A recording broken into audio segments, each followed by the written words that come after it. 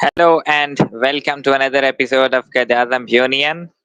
Today we are going to talk about the civil service of Pakistan, history and future, and we would talk about governance reforms in Pakistan, and we would also trace the history of the governance structure of Pakistan that goes back almost a millennium. So to begin with, first of all, we must define what is civil service. Now, civil service is an institution that basically seeks to serve the public through administration, and these institutions basically are the organ of government that maintain not only law and order but also uh, collect revenue and different material resources for the government. They are also responsible for delivery of public services to the citizens of state. First of all, we must look where this structure came into Pakistan, and we will briefly look at the history of all these governance structures that are currently working in Pakistan. So, let us begin with the Delhi Sultanate that started almost in 1206, and gradually Delhi Sultans reformed the structure of administration, and they started appointing different officials at different positions that not only maintained law and order for the Sultan but also collected revenue services and different agricultural products for the government that basically was used for the running of affairs of the state. After Delhi Sultanate, Mughal administration came to power, and it was basically first time in the history of subcontinent that Mughals reformed the system and formalized the institution of governance and civil services. And in the interlude between the Mughals, there was the Sultanate of Sher Shah Suri, and it was basically Sher Shah Suri who, for the first time, introduced administrative reforms that were carried out by the Mughals. So, in Mughal Sultanate, in Mughal Empire, there was a very efficient system of administration under the great Mughals, and Mughals basically, for the first time, formalized governance structure. They created provinces. Provinces was then divided into different districts that was called sheikhs, or different tehsil. Then these were further divided into villages, and they would then appoint officials accordingly. Now, province was ruled by subedar, and the further districts would be later used by ruled by Shikdars, and these Shikdars basically would be responsible for different tehsils, and all the tehsils combined would be ruled by Shikdarane Shikdar. Apart from that, there would be revenue collectors that would be called amils. Amils would collect revenue from the records of Kanun Gors. Now, Kanun Gors were basically the were the record keeper of maintenance of lands. They would keep the record of different assets of these individuals, and these also maintain the record of businesses of different individuals. And according to this record, then amils would be collecting taxes for the state. Now, after the British came to India, they further institutionalized the structure. They basically divided provinces into districts, and these districts then would be ruled by the district commissioner. That would be called, DC, or modern day in Pakistan would be called district coordination officer, and alternatively different names are being used. Under the British, deputy commissioner was basically the sovereign ruler of different districts, and he would be responsible for maintenance of law and order and collection of revenue. Pakistan inherited this system of civil services in 1947, and in this system, British basically recruited individuals through competitive examination that was seconded by Muhammad Ali Jinnah, who wanted to retain the system of British Empire of this colonial bureaucracy, and this would actually would be based on competitive examination. That Jinnah considered that competitive examination would filter out the best individuals from the average candidates. So Pakistan carried out this system, and for the first time, government tried to reform the system in 1953. They appointed a commission under Roland Eager. He presented his report in 1953, and report gave some inside information about the mentality of civil servants of Pakistan. So this report said that the civil servants of Pakistan basically treat the civil services for their personal benefits. They are more prone toward their kinship and clan. And there is another very important problem, that is of journal recruitment, that individuals are recruited on the basis of journalist cadres rather than being on professional or technical grounds. So a person with a medical degree could end up in accounting department, and similarly a person with an accounting degree could end up in a foreign service. So there was not a clear system which which would filter out the professional candidates for civil services.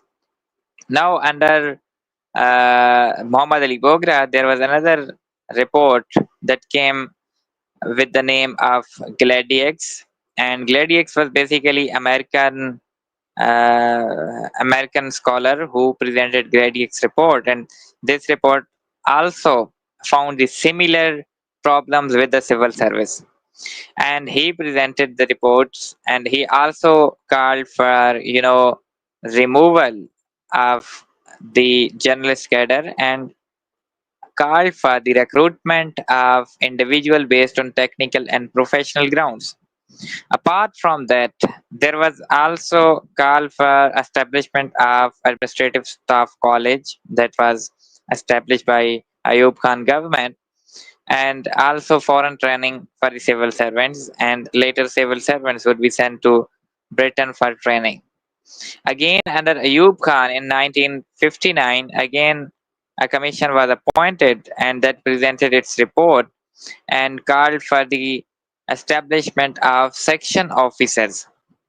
Further, in 1961, Pay and Services Commission was appointed under Justice Cornelius, and it was Cornelius' report that basically convinced Ayub Khan to withdraw military officials from the civil services because they act on the basis of order and obey, but civil services and bureaucracy and governance is a domain of negotiation. So military officials could not serve in the civil services because they would order, and system cannot fulfill their demand, and system would explode at some moment because it would not carry out all the orders. Now Cornelius' system basically also asked for increase in remuneration, because if there is very little remuneration for the civil servants, they would be more prone toward corruption and kickbacks, and they would divert resources from the public services to their own kinship or clan based interests. Again, in the 1973, Zulfikar Ali Bhutto again carried out civil service reforms, and he abolished the class system in civil services. Previously, there was four classes of civil servants: class 1, class 2, class 3, class 4, and class 3 and 4 would be lead cadre. But Zulfikar Ali Bhutto changed the system and introduced basic pay scale between 1 and 22. Now, between 1 and 4 would be class 4, 5 and 11 would be class 3, 12 and 16 would be class 3, class 2, and 17 and 22 would be class 1. So, basic pay scales again reverted the system of remuneration, and it introduced very little pay for civil servants. That made civil servants more prone toward corruption, inefficiency, taking kickbacks, diverting resources for their personal interest, and exploiting the state resources for maintaining the standard of life. In the time period of Ziaul Haq, there was another very significant development that introduced military quota in the civil services. And now, in every civil servant service exam, there would be 10% military quota, and these military officials would not be recruited through Federal Public Service Commission. Instead, they would be inducted into civil services through the institutional interview, and they would not go through the process of cumbersome testing system where normal candidate would sit into the exams of 12 paper, and they would burn years and years for this preparation. Now, military officials would be recommended by their institution, and they would simply give an interview to their own institution, and they would be inducted into civil services, and especially the position of foreign service, administrative service, custom service. They would not be appointed to the petty services that are not without power. Now again, Musharraf introduced another system of civil services, and instead of deputy commissioner, Musharraf introduced district coordinating officer. And under this coordinating officers, there would be, executive district officers for different departments, because Musharraf introduced a system of local government, and local government system, gained control of education, health services, and agricultural revenue collections in the districts. So every district would have an executive district officer for every department. For example, if there is education department working in the district, then there would be district executive district officer of education, executive district officer of agriculture. So there would be multiple sort of offices, and these would be headed by executive district officers, and the function of district coordinating officer would be to just coordinate between these offices. Now, there was another important thing that Musharraf basically introduced a system of local government in which Nazim, yeah, elected Nazim or elected chairman, would be executive head of district instead of district coordinating officer.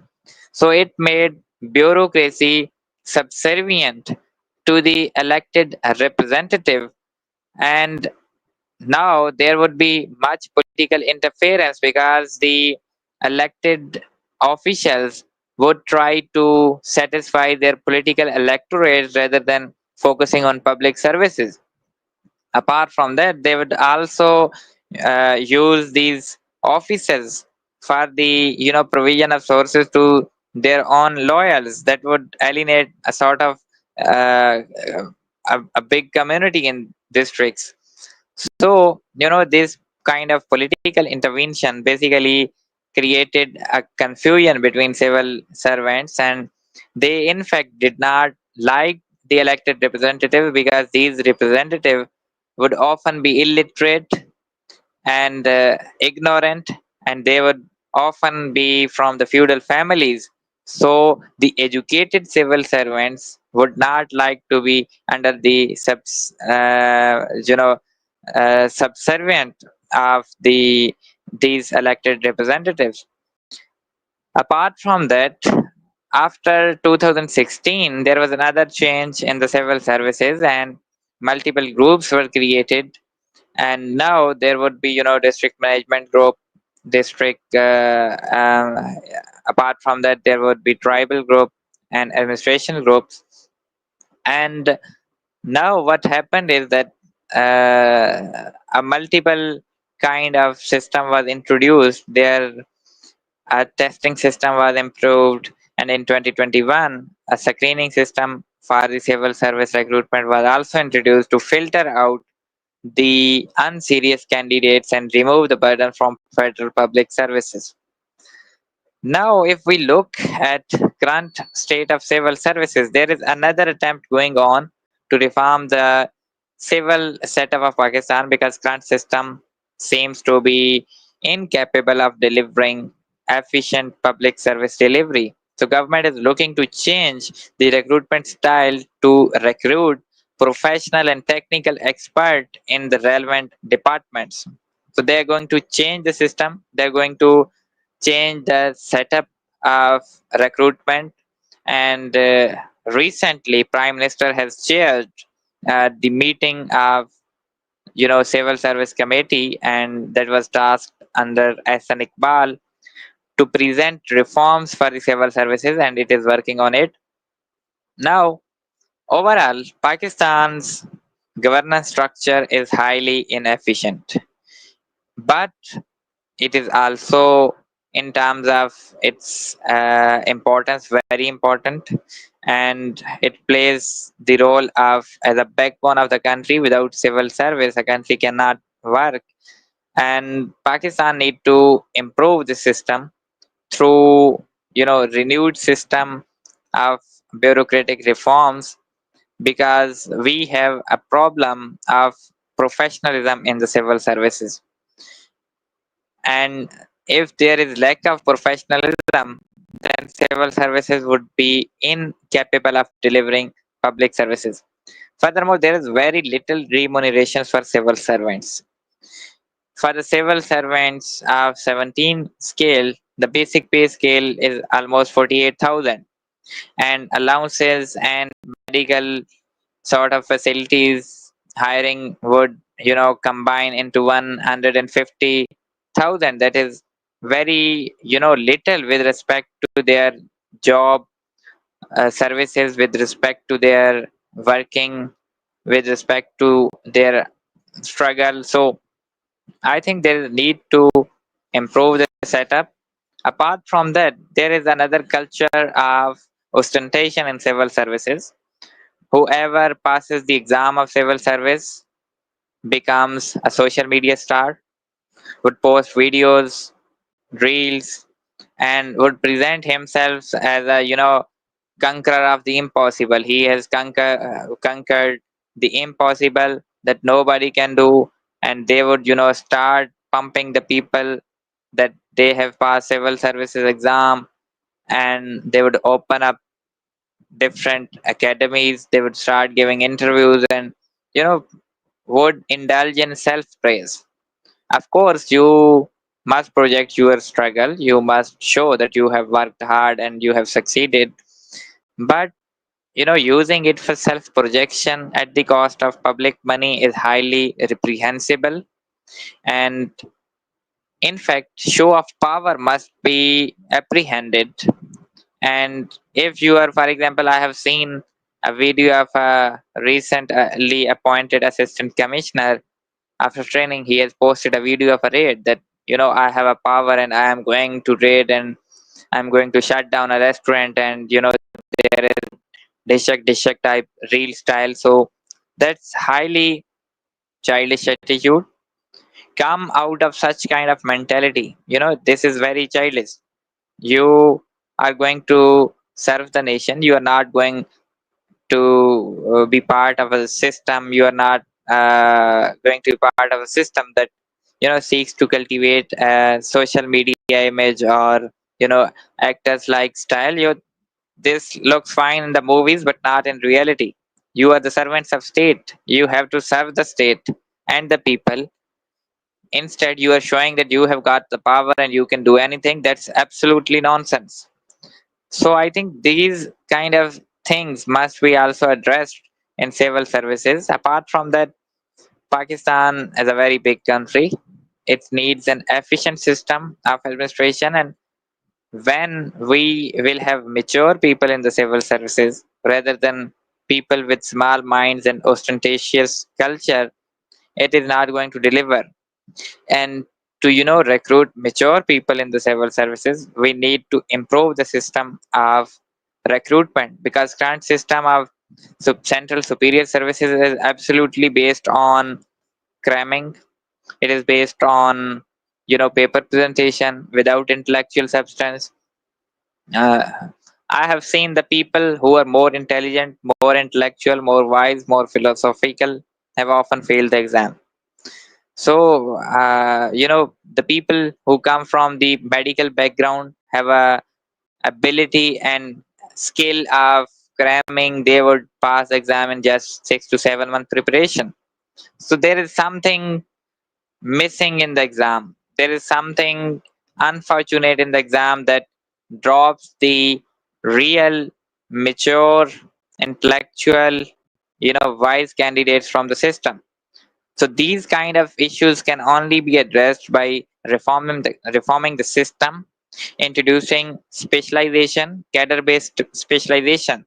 For example, if you are going to fill the seats in accounting, you must have a system where only the candidates of economics or accounting or CA or ACCA should go to that cadre. If you are going to have a foreign service recruitment, you must have candidates of social sciences only eligible for foreign service. Similarly, administrative services must have an administrative and social services background students. So, these kind of reforms is highly necessary at this point, and without reforming the system, you cannot change the system of Pakistan.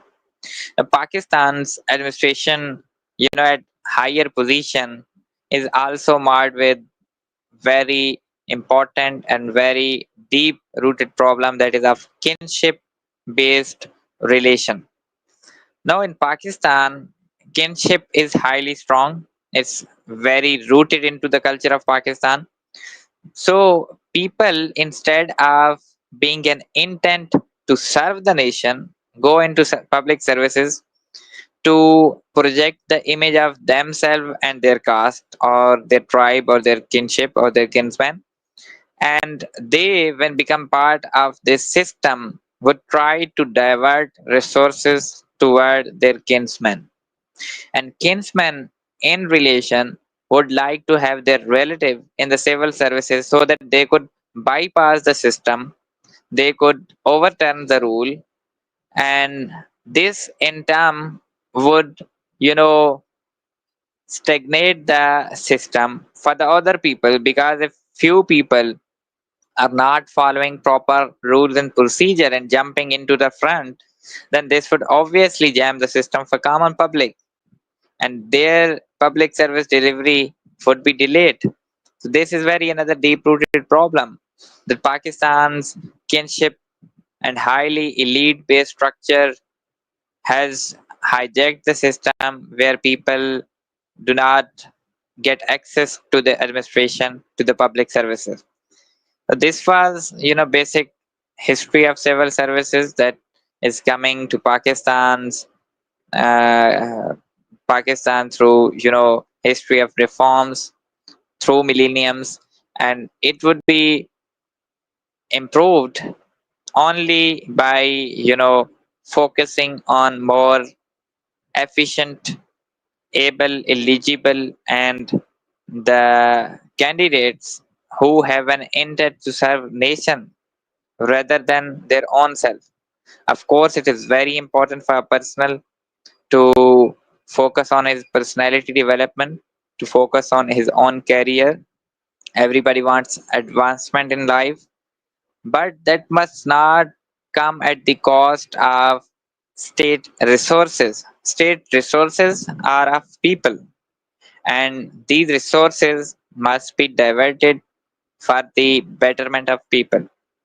You can help yourself through the state, you can improve your condition through the state, but that must not come at the cost of uh, alienating the common public.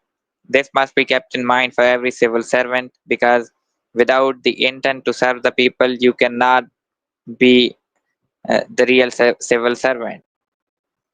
So this was all about Pakistan civil services. I hope we may come with a better and efficient civil service structure that would be based on delivery of public services to the common people.